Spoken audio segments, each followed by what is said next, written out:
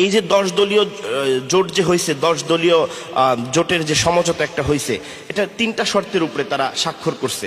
1 number, তারা 300 আসনে নির্ধারিত প্রার্থী দেবে। 2 নাম্বার, তারা জুলাই স্পিরিটকে ধারণ করবে। 3 নাম্বার, তারা গণভোটে হ্যাঁ দান করবে। এখানে ইসলাম কোথায়? এই 3টা বিষয়ের উপরে তারা একত্রিত হয়ে চুক্তিবদ্ধ হয়েছে। তো এখানে ইসলাম কোথায়?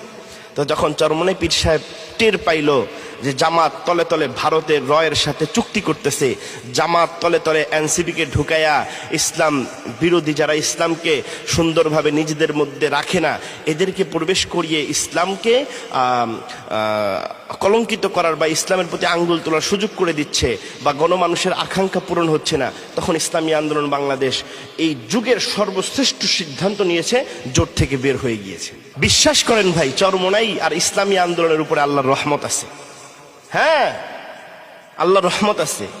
কারণ এই যে এক বক্স নীতি, এক বাক্স নীতি, এটা কিন্তু হয়েছিল ইসলামকে সামনে রেখে।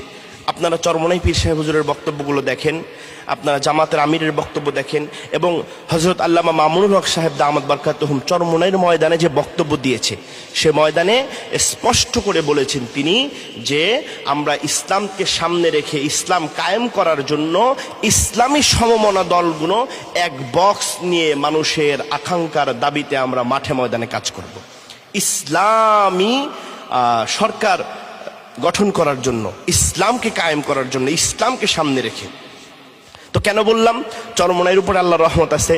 ইসলামী আন্দোলনের পীর সাহেব হুজুর হযরত মাওলানা রেজাউল করিম সাহেব হুজুর যখন দেখলেন যে এরা তো এক বক্স নীতিতে নাই, এরা যে ইসলামকে সামনে রেখে এক বক্স নীতির মধ্যে আসছে নাই, কারণ এটা নাই, স্পষ্ট প্রমাণ আছে আমার কাছে, আমি ফালতু কথা বলতেছি না।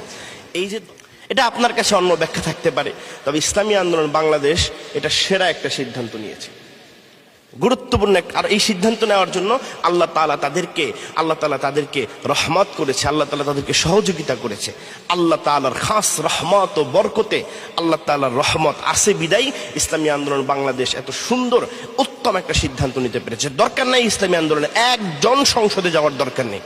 আমরা বলি না ইসলামী আন্দোলন সংসদে যায় সংসদ কায়েম, ইসলাম কায়েম করে ফেলবে বা বাংলাদেশ থেকে তারা সরকার গঠন করবে।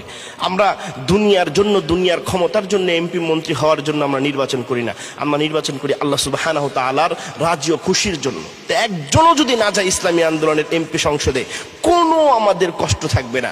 আমরা ইসলামের পক্ষে, মুসলমান মানুষের সামনে ইসলামের পক্ষে একটা বাক্স দিতে পেরেছি যে আপনারা ইসলামের পক্ষে আপনাদের মতামতটা, স্বাক্ষরটা দিবেন। আল্লাহ সুবহানাহু ওয়া তাআলা আমাদেরকে বোঝার তৌফিক দান করুন।